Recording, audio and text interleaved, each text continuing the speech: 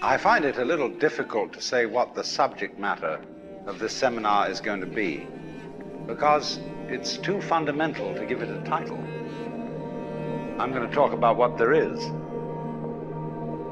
Now, the first thing, though, that we have to do is to get our perspectives with some background about the basic ideas which influence our everyday common sense, our fundamental notions about what life is about.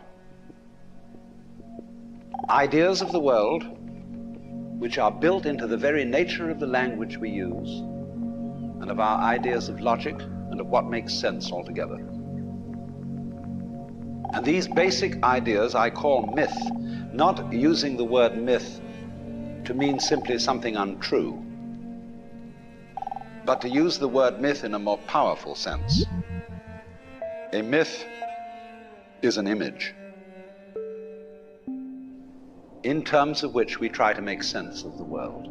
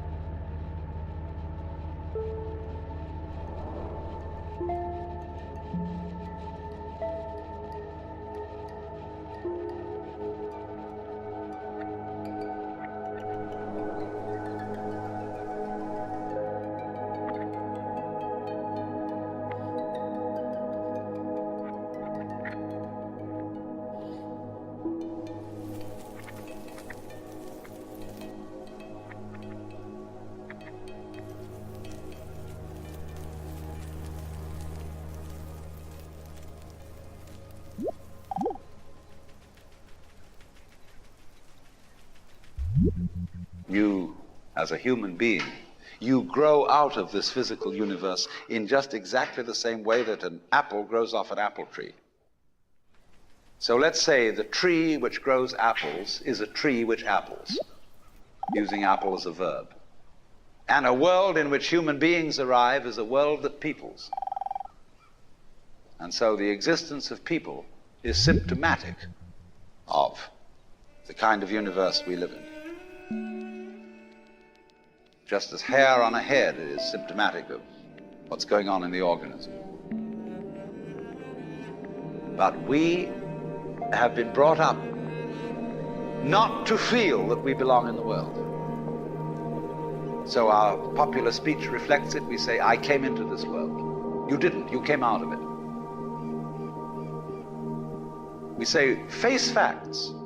We talk about encounters with reality, as if it was a head-on meeting of completely alien agencies, and the average person has the sensation that he is a somewhat that exists inside a bag of skin. The center.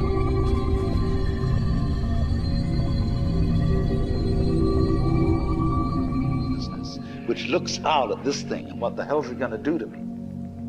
I recognize you. You kind of look like me, and I've seen myself in a mirror, and you look like you might be people. So maybe you're intelligent, maybe you can love too.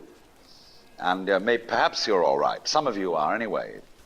You've got the right color of skin, or you have the right religion, or whatever it is, you're okay. But there are all those people over in Asia, Africa, and they may not really be people. When you want to destroy someone, you always define them as unpeople.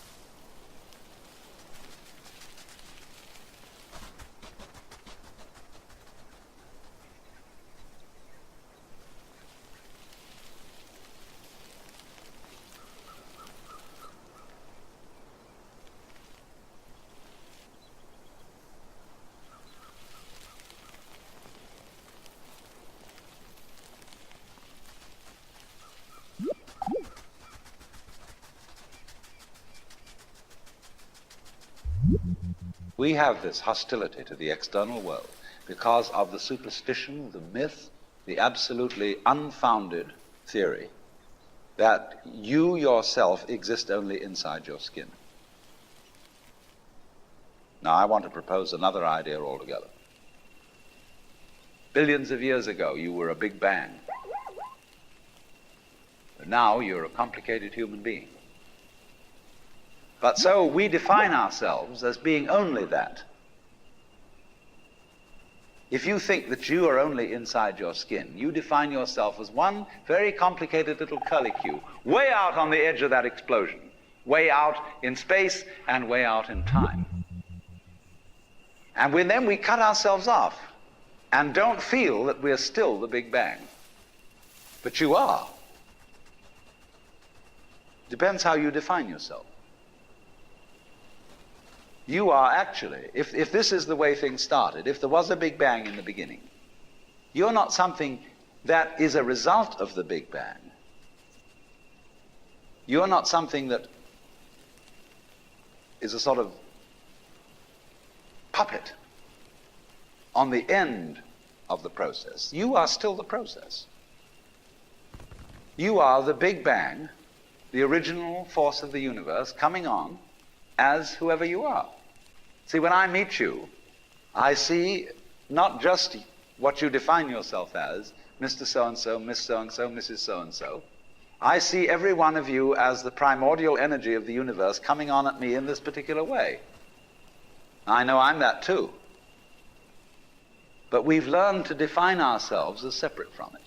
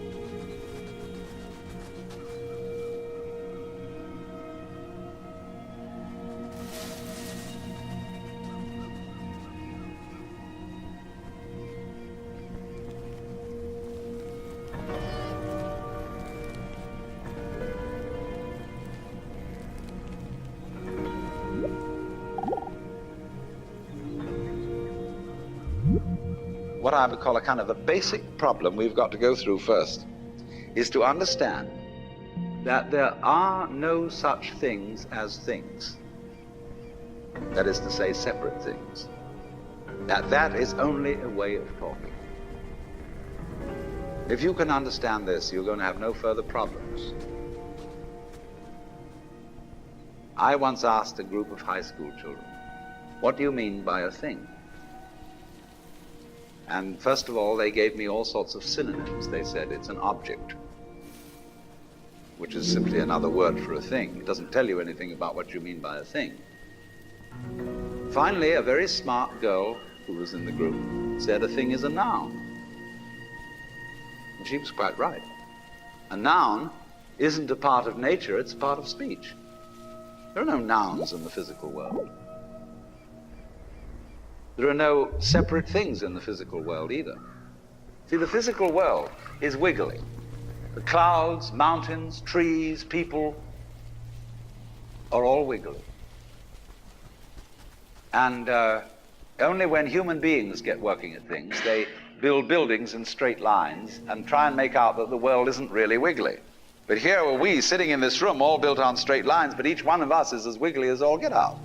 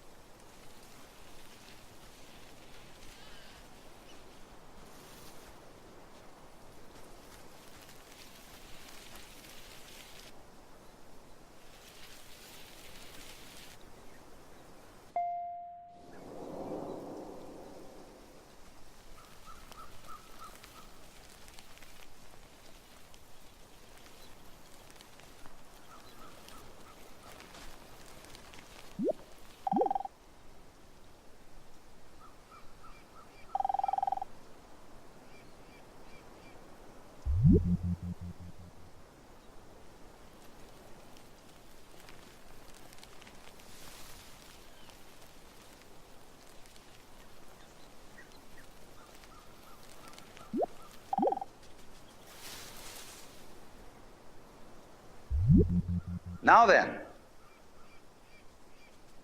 when you want to get control of something that wiggles, it's pretty difficult, isn't it? You try and pick up a fish in your hands, and the fish is wiggly and it slips out. What do you do to get hold of the fish? You use a net. And so the net is the basic thing we have for getting hold of the wiggly world. A net is something regular. And I can number the holes in a net. So many holes up, so many holes across. And if I can number these holes, I can count exactly where each wiggle is in terms of a hole in that net. But in order to do that, I've got to break up the wiggle into bits. And I've got to call this a specific bit, and this the next bit of the wiggle, and this the next bit, and this the next bit of the wiggle. And so these bits are things which I mark out in order to talk about the wiggle, in order to measure it, and therefore in order to control it. But in nature, in fact, in the physical world, the wiggle isn't bitted. So the world doesn't come thing. You and I are all as much continuous with the physical universe as a wave is continuous with the ocean. The ocean waves, and the universe peoples. And as the wave, I wave at you and say, you! The world is waving at me with you. And saying, hi, I'm here. But the way we feel and sense our existence, being based on a myth that we are made, that we are parts, that we are things, our consciousness has been influenced so that each one of us does not feel that. We feel we have been hypnotized, literally hypnotized, by social convention into feeling and sensing that we exist only inside our skins, that we are not the original bang, but just something out on the end of it. And therefore we are scared stiff. Because my wave is going to disappear. And I'm going to die. And that would be awful.